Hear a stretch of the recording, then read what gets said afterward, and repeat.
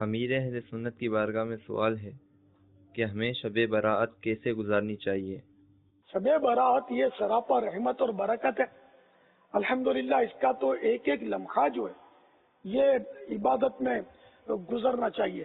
ہمارے ہاں تو دعوت اسلامی کے مدنی ماحول میں تو یہ ترغیب ہوتی ہے کہ 14 شعبان کو روزہ رکھ لیا جائے تاکہ نامہ اعمال کا جو آخری دن ہے وہ روزے میں گزرے، اور 15 شعبان کا بھی روزہ رکھ لیا جائے، پہلا دن بھی روزے میں گزرے، اور 14 شعبان کو عصر کی نماز مسجد میں ادا کر کے باہر نہ نکلے، اعتکاف کی نیت سے مسجد میں پڑا رہے تاکہ وہ عبادت کے دوران اس کی شب برات کا آغاز ہو جائے گا۔ وہ اعتکاف کی نیت سے وہ جب مسجد میں ہوگا تو اس کو یہ بھی ایک عبادت کے دوران اس کی شب برات شروع ہوگی، تو ذہن سے پوری رات وہ اسی طرح عبادت میں لگا رہے، مسجد میں رہے۔